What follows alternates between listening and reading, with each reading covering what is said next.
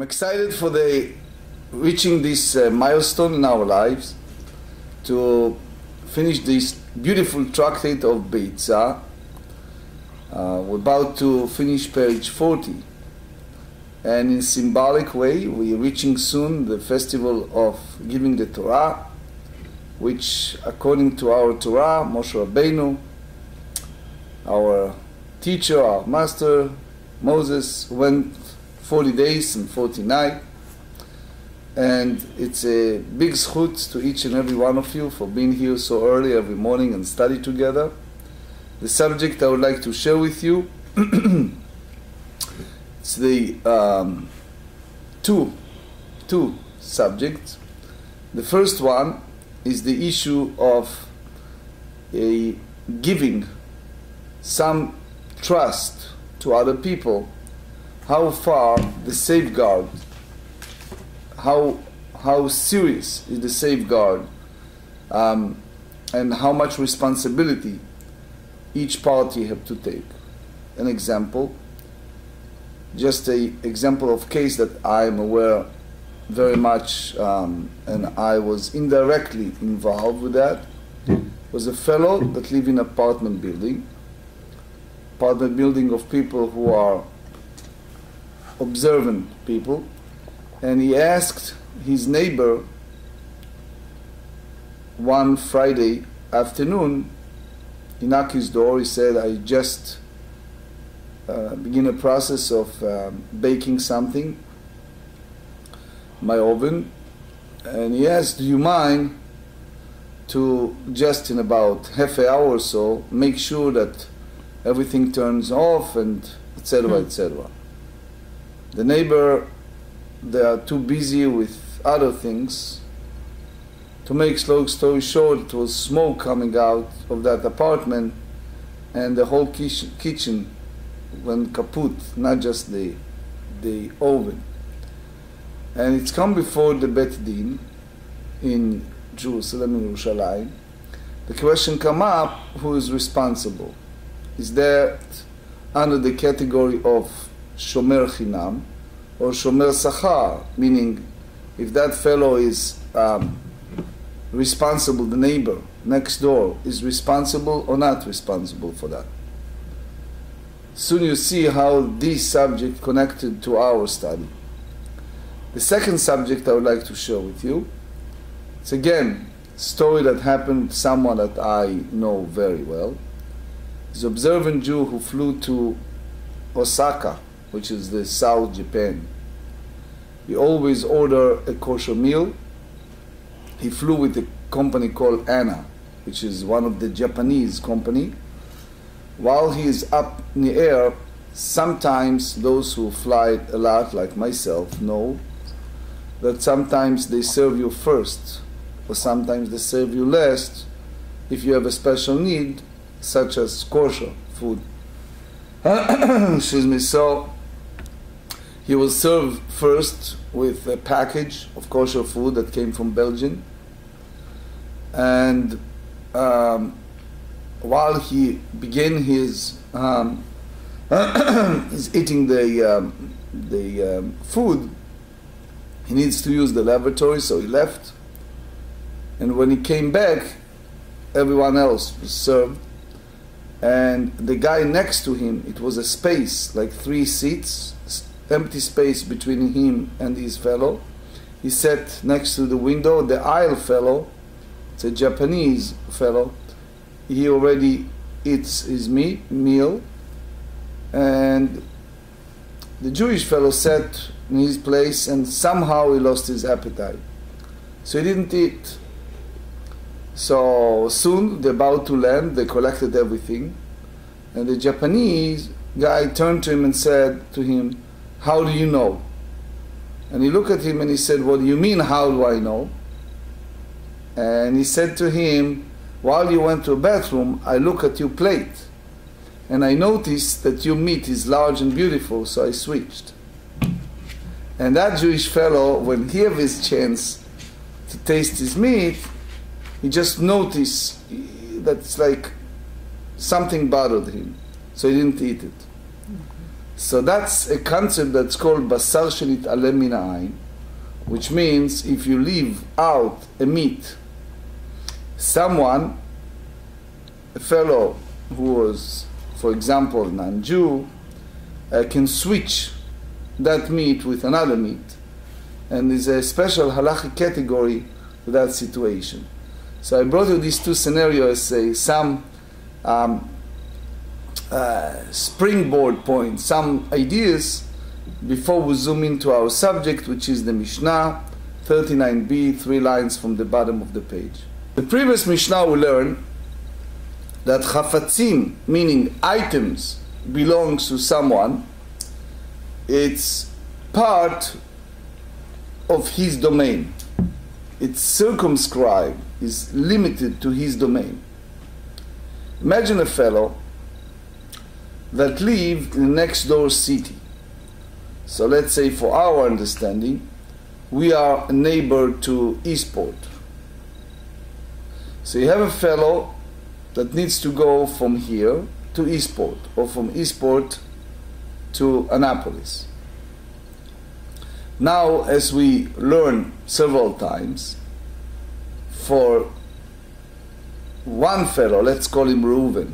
For Reuven, he lives in Eastport, he can put a 2,000 cubit, 2 times, which turn to be altogether 4,000, and he can go ahead and move from one city to another. Now, the problem is the Eruv Tchumin can be for individual and not included the people in the city, and vice versa. Which means sometimes this fellow Reuven, he did for himself an Eruv, but that Eruv, it's not for everyone else in the city. So the Mishnah said, Misha yu perotav be'ir acheret, ve'ervu bnei ota ir. If it was in the twilight time, and the fellow was in the Eastport, Reuven was in Eastport, different city. And that city, for our understanding, it's outside of his domain. Now the case is that people in the following city left the Eruvei Tchumin, so lehavi etzlo miperotav. They want people in one city, let's call it, to make it even simpler, city A and city B.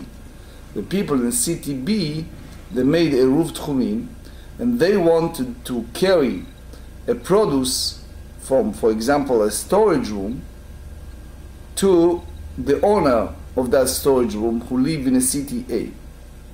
Lo yaviu lo. Now, since Mr. Reuven in a city A did not put an Eruv that extended his domain, so therefore he cannot move them. Let's a little bit elaborate on that. We discussed in the past,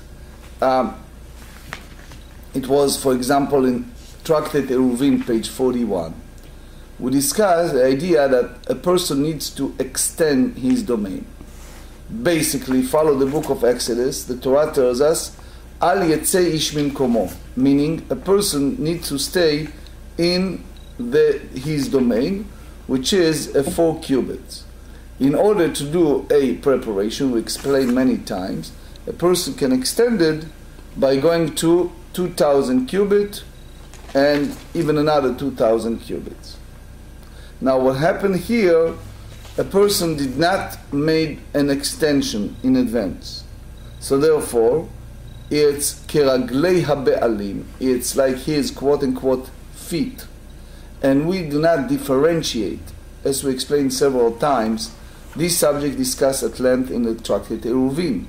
Here we zoom in another phase, which is the items, the property, moving properties, that we hold it as a category as the feet of the owner, the same way as the feet of the owner limited to 4 cubits. If you make an extension, that can go further to 2,000 twice. But if it was an extension, he is limited. So therefore, for our discussion, the produce, the fruits, are the same category as his feet. Okay? Ve'im eiravhu. Let's say if the person made an extension, meaning he made an eruv tchumin, up to CTB, peirotav kamohu.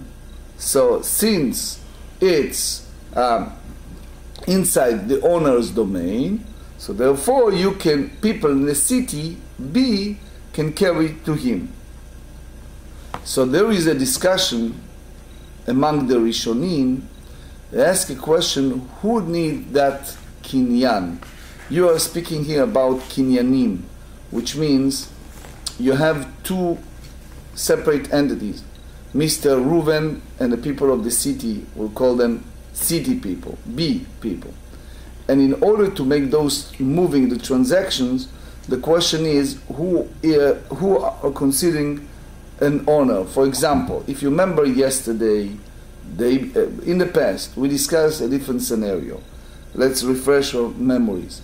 For example, we discussed a chefetz. You have an item. That item belongs to Mr. A, transferred to Mr. B, but the transfer took place during the sacred day, which means the deal was made in advance. The physical transaction took place during the sacred day. And we ask a question, what happened in those cases? Remember, we discussed a shepherd. If a shepherd, for example, we go by the shepherd or by the owner. In other words, a person transfer a ownership in many cases to his shepherd, and the shepherd does the action in a different time. So Tosfot tells us, again, we will not have the whole time to go. Tosfot said that there is a huge difference between utensils and food. He said that in utensils we have which we call gbiru da'at. The both parties understand at full the transactions, and then you can go further. But the key is, it's called berur mekom hashvita. We need to know by whom we are holding the final point of dwelling. An example, page 40. Mi shezimen etzlo orchim. So again, let's talk over 2 people. One is Mr. Abraham. He lived in the city A, and he invited a guest from city B. So he asked them that during the festival, distracted zooming mainly in festival, he asked them that during the festival they should come to him by having this a ruvei tchumin, meaning having this domain that's set up in advance by them. But the one who asked them to come, meaning Abraham, he did not made an eruv that extended the domain up to the city of his guests. Again, let's make sure that we all understand. We have a city, let's call that city for our discussion city A. You have Mr. Abraham that live in domain called B. The people in the city A made an eruv tchumin, meaning they have a separate domain that they made for themselves, that they can move out of the city, for example, 2,000 cubits. Abraham needs from city B to make an extension so they can travel, but he can travel, but he did not make that extension in advance. So lo yolichu be'adam manot. So what happened is those guests come to visit him, so they made an eruv between domain A to domain B. So since they made it, they can go there and visit him, visit Abraham. The problem is they finished a beautiful meal, and Abraham said to them all, here are some packages, you enjoy the meal, look how much food left, take this food back home. So he said, lo yolichu beyadam manot.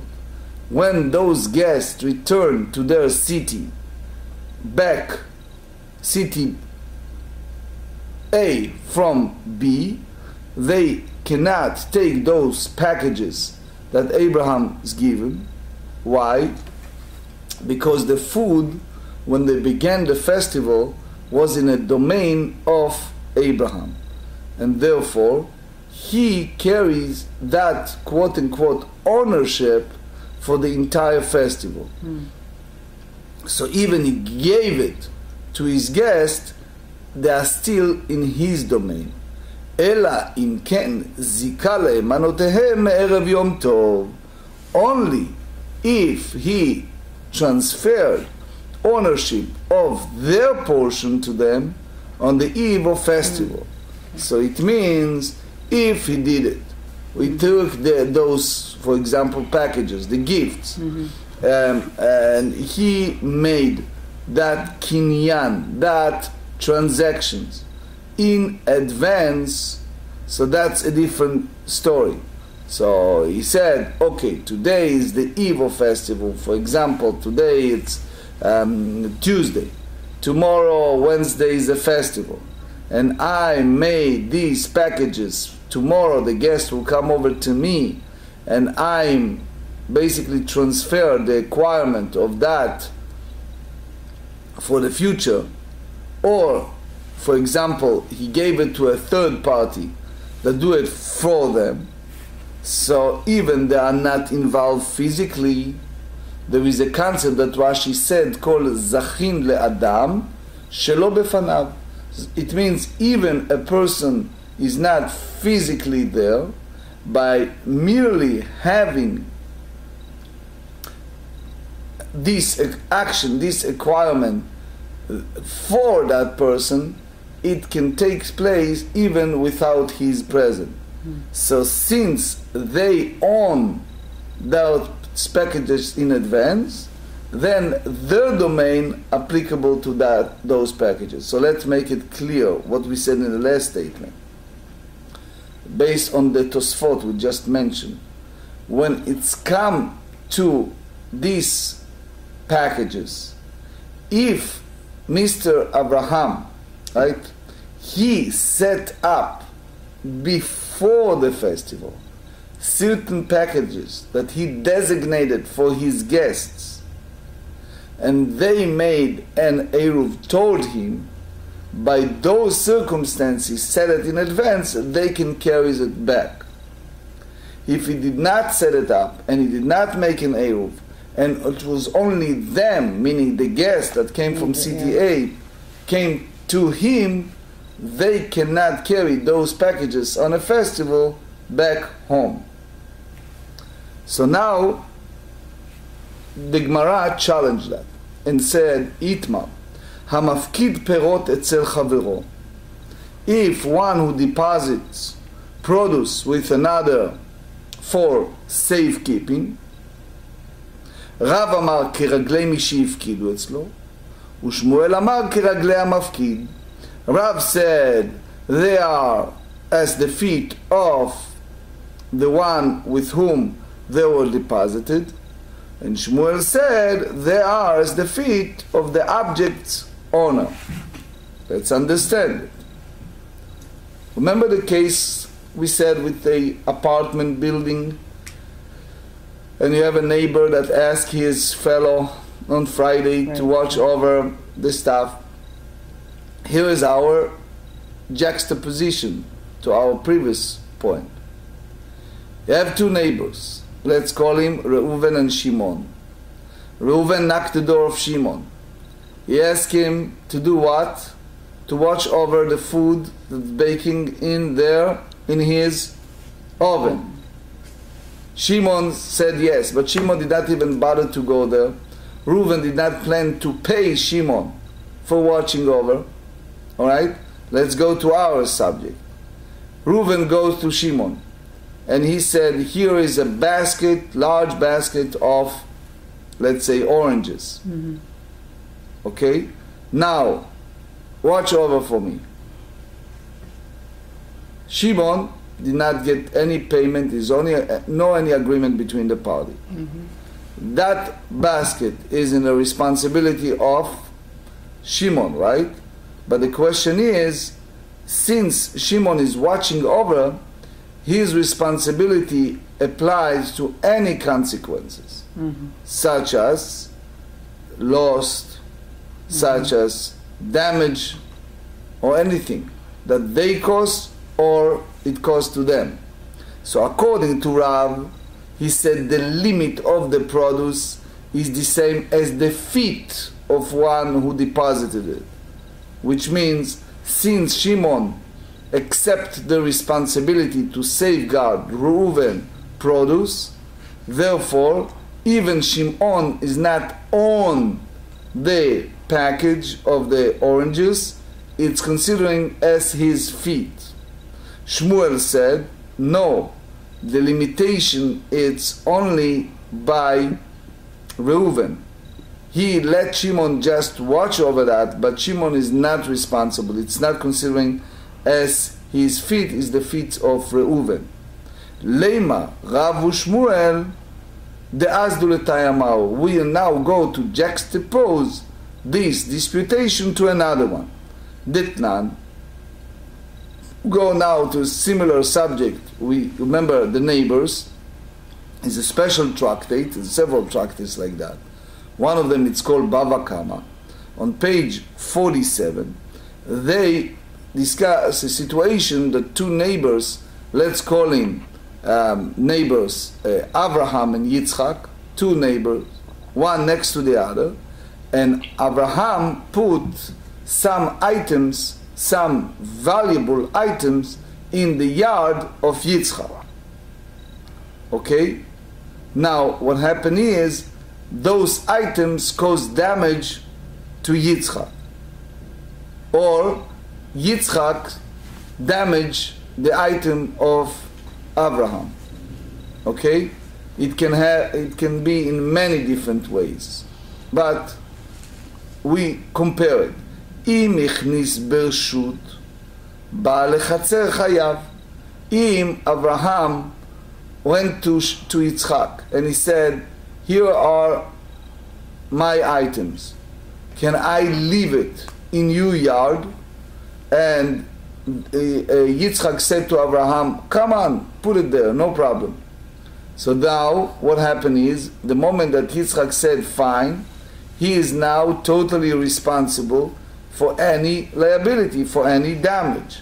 So if, for example, one of his kids, one of his animals, damage Reuven's, for example, tools, utensils, whatever it is, he, meaning Yitzchak, need to compensate Abraham for his utensils, for his tools.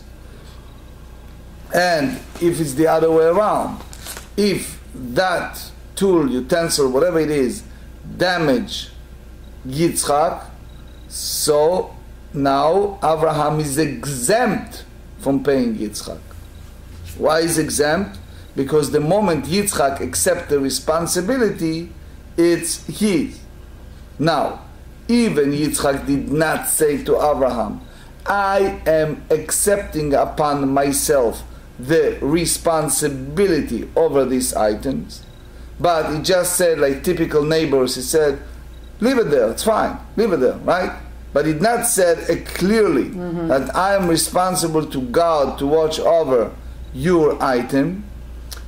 We hold, meaning the first Tana, the first opinion hold, that the moment Yitzchak allow Abraham to put his stuff, whatever it is, in his yard, he meant to say that he is accepting upon himself the liability, the responsibility to guard them.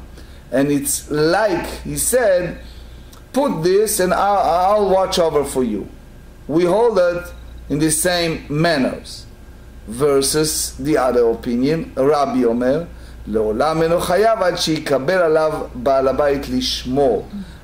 The responsibility of Yitzchak as a safeguard only applies when Yitzchak clearly, unequivocally, specifically, lucidly, whatever, he said to him, I am taking the responsibility of those items, and therefore, if it happens that, for example, the kids played with their tools and ruined it, the animals play and ruined it, Yitzchak is exempt from paying any compensation to Abraham, and if the other way around,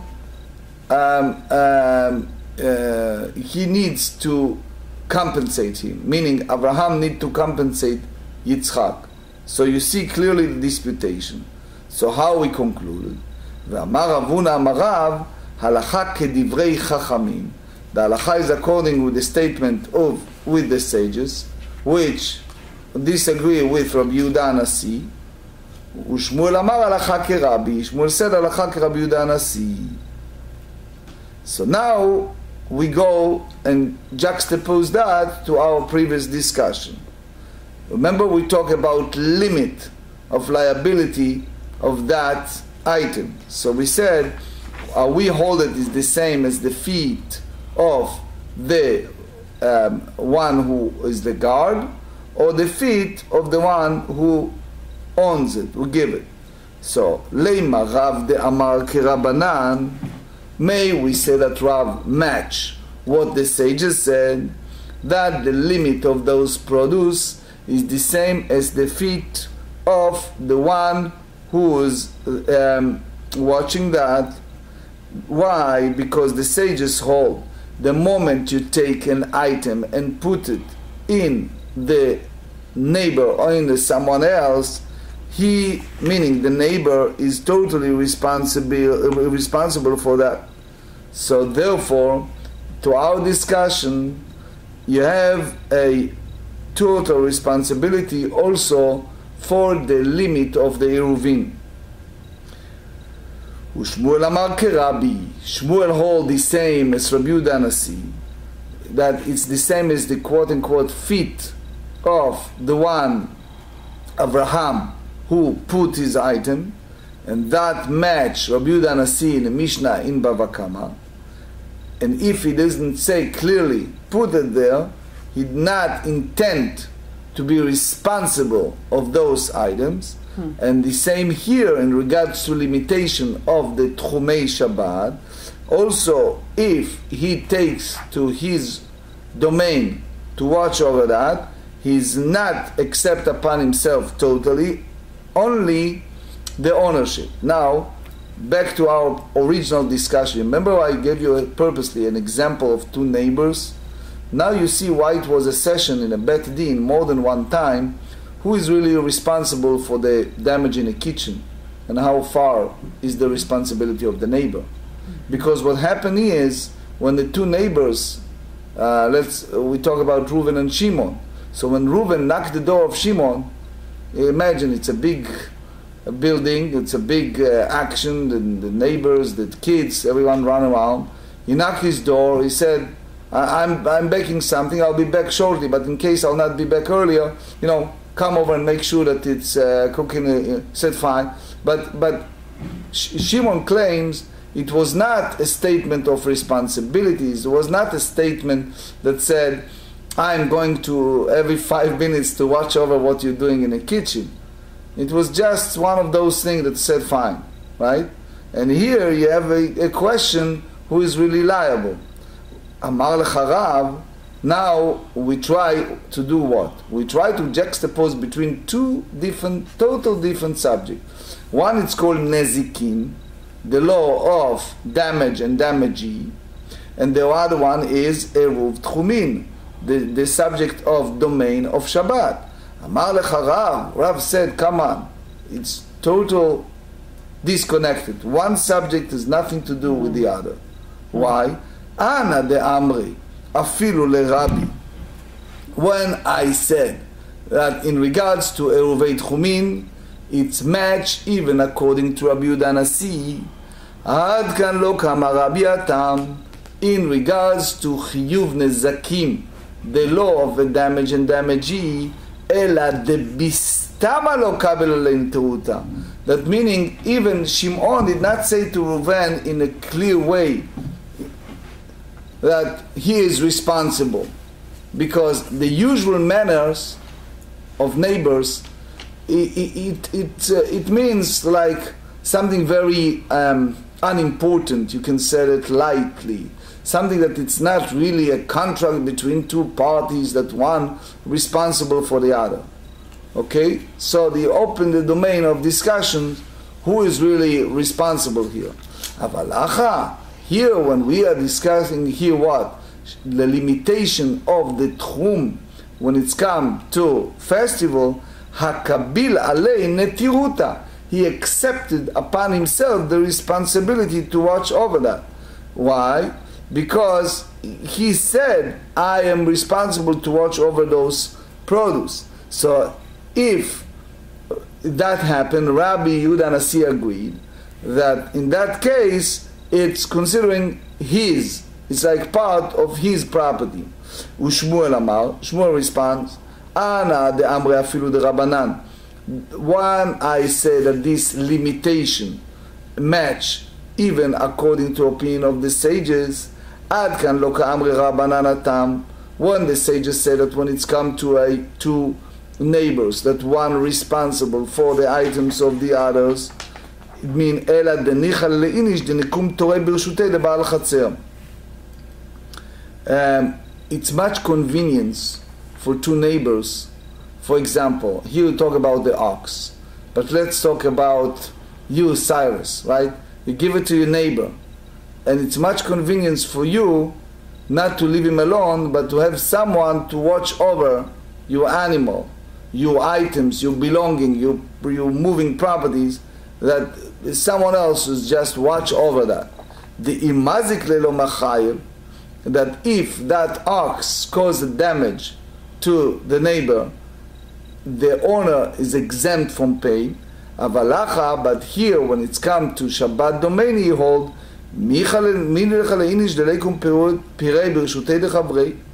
going to tell me that the neighbor who said the person's preference for his produce to be in another's jurisdictions with regard to the establishment of Shabbat limit. So therefore, the sages agree that those produce, it's in a domain of the one who received it, in regard to the limitation, and it's like the feet of the one who basically mafkid, who gave it.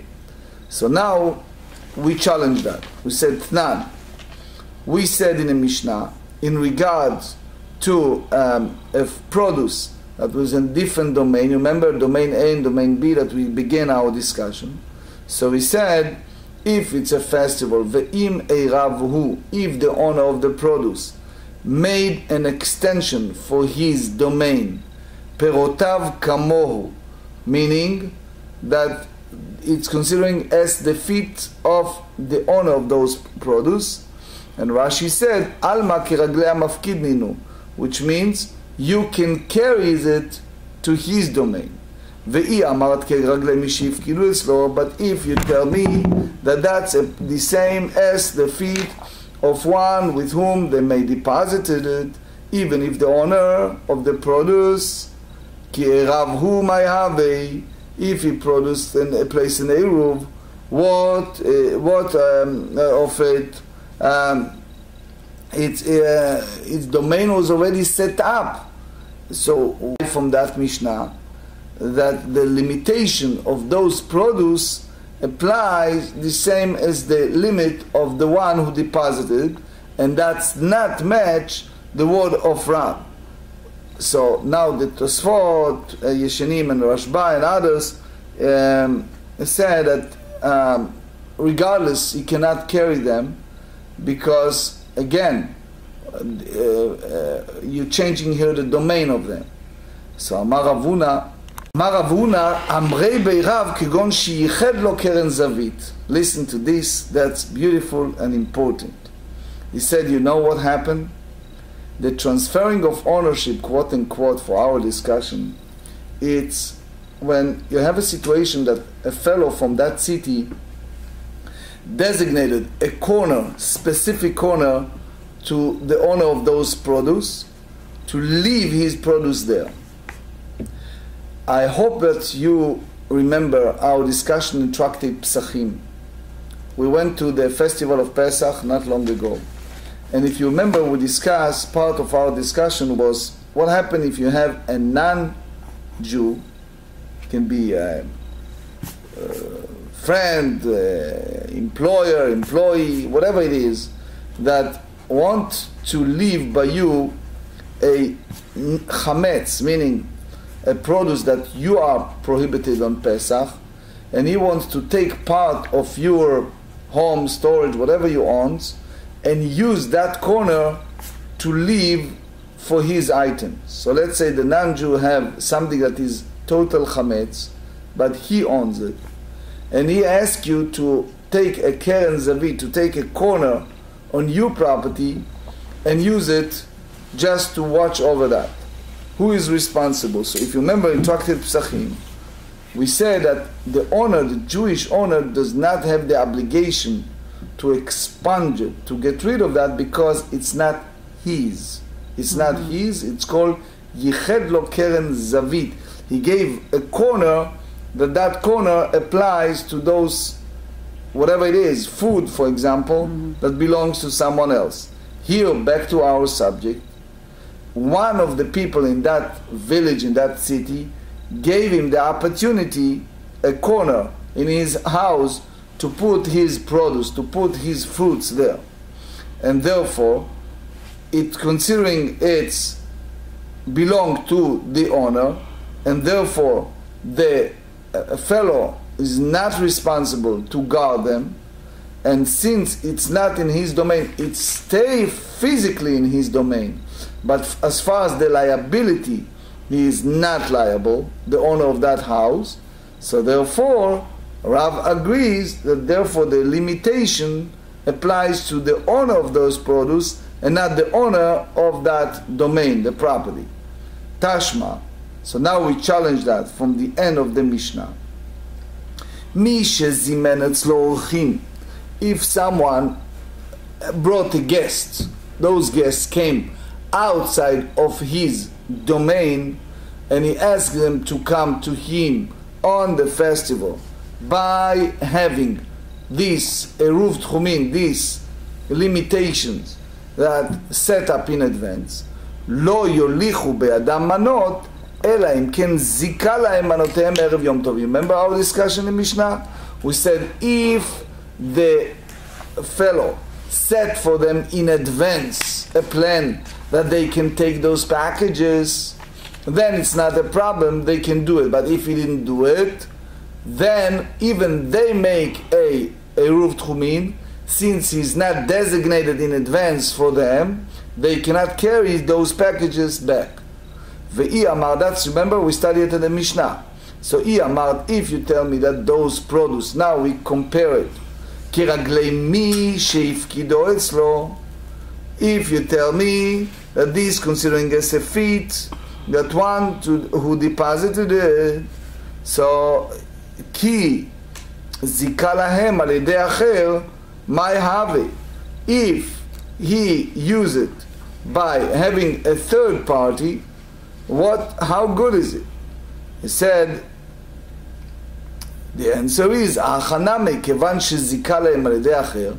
Here too, in the case of the Mishnah, since the owner of the house have these packages by a third party, you remember we said the Rashi tells us zachin le'adam shelo befanav kemi sheyiched lo keren zavit dami. That's the same. We juxtapose. The other one is the same as someone designated a corner, and what we said in a corner, it's already there. It's like Mr. A come to Mr. B and borrow a corner in Mr. B's home that's designated for those guests to leave the packages there. So it's considering them and not him. That's one solution. Another one is ve'ibait ema zika shane.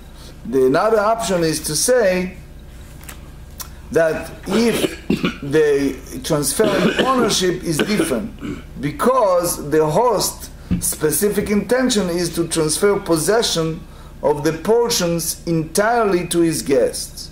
So it means that he bitel reshuto, he annulled, he abrogated his ownership, and then it changed the status.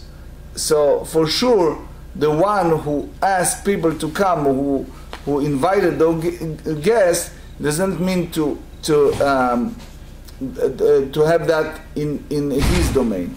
Here is a similar story. Rav Chana bar Chanilai talabisra be'avra de dasha. Here you have a sage, a great rabbi. What did he do? His name is Rav Chana bar Chanilai. He intent and moved to a different domain at the eve of festival. In other words, it was a domain that has a Eruv Tchumin. He made Eruv Tchumin. He made the extension properly before the festival. He went to the butcher and he bought meat. Okay? Now, the place that he stayed does not have an Eruv Tchumin. Okay? But he made an Eruv Tchumin for himself. So they said, Talab bisra be'avra de dasha. Guess what he did? He took this meat and he hung it on the bar of the door of his, let's say, host or hotel or whatever it is, house. So Rashi tells us, I'm using my book, Virak Lomar Berashi. Rashi said here, okay, so okay, let me explain first before we go to Rashi. I'm sorry. So what happened here? Ata lekamei de Rav Una. So he came before Rav Una. What is the question you want to ask? The question is, if it's mine, meaning if it belongs to Rav Chana bar Chanilai, so he can pull it out from the door and take it, whatever he needs, that meat. If it belongs to the host, soon you see how, he cannot take it during the festival. Why? Because when it's come to domain, we said the only one who made Eruv Tchumin was whom? Rav Chana bar Chanilai, right? So who is really the quote-unquote the owner at this time? Even a temporary owner. Amar le I atlit zil shakil. V'inu talulach lo tishkol. Wow. He said to him, I need to know who is the one who hung the meat on that door. Right. If you are the one who did it, then it's fine. You can take it and carries it to your domain. But if the owner of the whatever, the lodge, the house, the motel, is the one who did it for you, you cannot carry that. So the Gemara asks, so first let's start with the first point. If Rav Chana bar Chanilai is the one who hung the meat, so Rav Una allow him to carry it. Why? V'amar Rav Una Talmid de Rav Ava. Una was a student of Rav, and Rav Amri Rav, he said that the limit of those produce is kiraglei mishif kidu etzlo, that it's considering the same as the feet of one whom the produce deposited. It's like he is the one who guarded. So therefore, the Meiri said for sure they allow him to do it, but the moment they allow it, they are the people who basically accept upon themselves to guard it. So therefore, the domain of the owner applies to him. And since the owner did not make Eruv Tchumin in advance, therefore he cannot carry it. So the Gemara said, Shane avra de dasha kemi sheichel lo keren zavid dami. He said that here the bar of the doors, and in the case is considered similar to the case of one who designate corner for him. So Rashi said, Shane avra de dasha. Klomar shane hacha, here is a different case. the talinu irgufe be'avra ledasha, that he himself hang it. So what does that mean? So the Meiri said, we compare it to the one who's designated a corner. How you do that? Because the moment, let's even talk about Pesach, when the non-Jew asks the Jew to give him a corner to have his chametz product in that corner, it's considering the property of the non-Jew. The same here, when you have the fellow that he is depositing something, he can pick it up, whatever it is, it's his. So therefore, is like you're giving someone, this is your closet, use it. This is your cupboard, this is your whatever, it's yours. So since he, meaning Rav Chana Bar Chanilai himself, hung the meat on that door, so we juxtapose, we said that match the idea of someone who let you use a corner of his domain. And therefore he can go and carry it. So they challenged that. They said, Amar le Rav Hillel le Rav Ashi, ve'ihu talulei lo shakil. So let's go the other way around. If the owner of that hotel, of that lodge, hung the meat for him, you're going to tell me now that Rav Huna cannot pick it up and take it? Ve'amar Shmuel, Shmuel tells us, Shor shel patam, we study it, if you remember yesterday. You have a fattener, a fellow that put injections, whatever it is, in those oxes and sell them. So he, areu kiraglei kol adam, that's the same as the feet of everyone. What does that mean? He wants people to purchase from him. He fattening those animals, and he is happy when the customers pick it up and take it, otherwise they not purchase from him. So therefore here, since the owner of that hotel intend to have this meat available for Rav Chana, so therefore why Rav Huna said that is an issue to pick it up? Amar le, and second question, Amar le Ravina le Rav Ashi, Ravina said to Rav Ashi, V'inu talulei lo shakil, if the owner of that lodge did it for him, so he cannot carry. V'amar Rabba bar Chana, Amar Rabbi Yochanan l'cha Rabbi Dosa. That's what we study in 37b.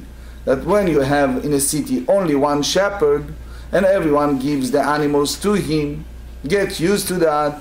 So this shepherd is like the one who is responsible. In our case, is like almost ownership, meaning he is the one who is in charge for all the animals in the city. So why Rav Huna prohibited? The third question.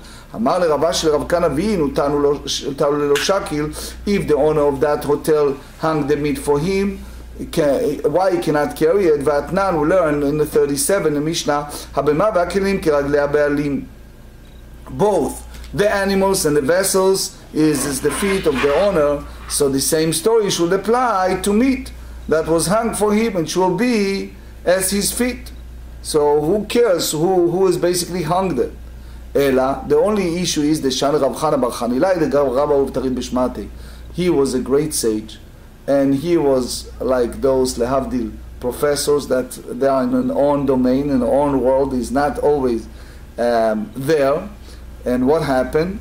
Look here, that's what he said, Rav Huna said to his student, I at talit, if you yourself hung that meat, it lach simanai begavei. You have a sign, you have something there. Velo masach da'atet mine, you focus, you know exactly that that's mine. Zil shkil, you can take it. V'yiu talulo masach da'atei velo tishkol. You know what's the problem? It's total different problem. It's total not an issue of iruv tchumin. You know what's the problem? The problem is basar shenitale min ha'ayin, meaning that maybe the non-Jew switched the meat. You remember the story of Japan? That's the same story. That someone, maybe the fellow saw that and he feel that this meat has a better quality for all kind of reasons. Just one example, it's called meat that hidden from your eyes, and therefore since he did not himself hunger it, is the issue that someone may switch the meat. And that's the problem you have. Nothing to do with carrying it in Eruvei Tchumin. Let's deal with the last Mishnah, dealing with the law of Muktzeh, set aside. אין משכין ושוחטין את המדבריות, אבל משכין ושוחטין את הבייתות. on a festival. One may not water or slaughter desert animals, which gaze outside of the town. So the owner doesn't have his mind at the beginning of the festival, so they are basically muktzeh, they set aside from using them on the festival. However, one may water and slaughter domestic animal. Why is domestic? Because he have in his mind before the festival and it's not set aside. Elu and bayatiyot, here is an example of domestic animals. Halanot ba'ir, those who sleep in the city at night. Midbariyot halanot ba'afar, those who sleep in the pasture and come into town only in a rare occasion. So the Gemara asks, Lama li lemeimar mashkin v'shochatin? Why we use the statement of water and slaughter? That's something that allowed. So we not intend to prohibit the slaughtering. So they said, Milta gavroche kamashman. They want to teach us something else, which is, Dilish ke'inesh be'emto v'adar lishchot. That the person first will water his animal and only afterwards slaughter it. Why? Mishum sircha de mashcha. Because there is an issue of adhesion of the skin to the meat. When this is not done, if the first waters the animal, it's easier to skin it after slaughtering it. Tanu Rabbanan, elu en midbariyot ve'elu en bayatiyot. Which are the desert animals, which are domestic ones? Midbariyot kol sheyotzot bepesach v'rot be'afar. All those who gaze during the time of the spring and gaze with the first they go at the first rainfall, which is month of Cheshvan, at the beginning of the winter time. Velu en bayatiyot, and this one is domestic. Kol sheyotzot v'root chutz latchum, those who sleep out of the boundary at night. Ubaot velonot betoch atchum, they come a boundary outside, and at night they come and sleep within the boundary. Rabbi Omer, Rabbi Yehuda Nasi says, Elu en bayatiyot hen. Both these and those are considered domestic animals and may be slaughtered on a festival. Ela, Elu en midbariyot, who are those domestic animals you cannot slaughter on a festival? Kol שיוצאות ורואות באפר ונכנסות ליישוב לא מות החמה ולא מות הגשמים. Those who go to the meadows and not enters to a settled area, neither in the summer nor in the rainy season. So it's such a long time they not return home. So what we see? So from this bride we see that Rebbe disputed which one is the desert and which one that you cannot slaughter them because they are outside, and those who are domestic, which means Rebbe hold that those animals are muktzeh. And that's the reason that they are prohibited to slaughter. So you're going to tell me that Rabbi Yehuda Nasi accept the concept of set aside of muktzeh?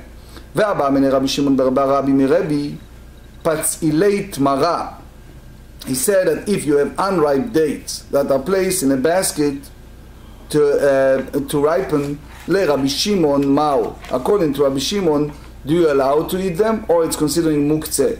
So again, we not have a time, but this is a big disputation between Rashi and Tosfot. Rashi said that this unripened date that is lo yitbashlu kol tzokam, that not fully ripened, it's according to Rabbi Shimon, it's muktzeh, is dacha bayadayim. Tosfot disputed, and the Maharsha, the last one in the Sugya, said that all the Sugya follow the Rav Nachman. We'll do it in a siyum. But we said here, Rabbi Shimon Ma'u, Amar lei en muktzeh le Rabbi Shimon.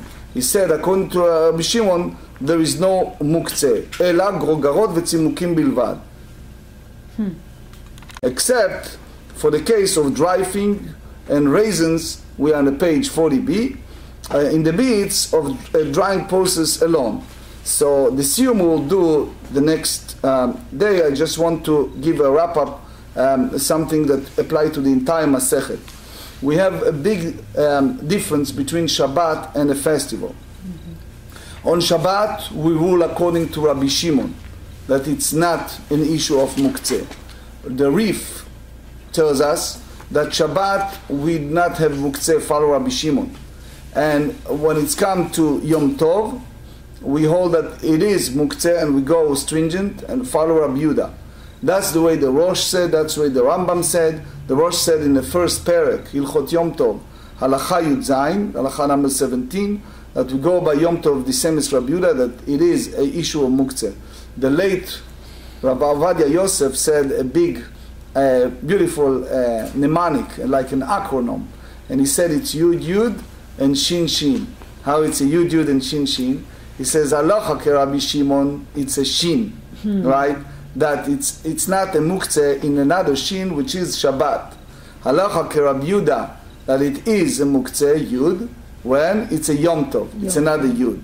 And the one who have at length elaboration is the code Shulchan Aruch, Siman Shin Chet, 308. Muktzeh b'Shabbat u'b'Chag, Shulchan Aruch Orach Chaim 310. Although there is a debate what's going on, we say that anything edible and detached from the ground, including wheat sown in the ground that has yet to take root, or an egg lying under a chicken, may be handled. Similarly, one who handled dates placed in a basket to ripen, so basically you can use it, such as a dry fig or raisin, which have been actively removed from the edible state. They are considered muktzeh and follow Rabbi Shimon. And as we said, we go Yud Yud and Shin Shin.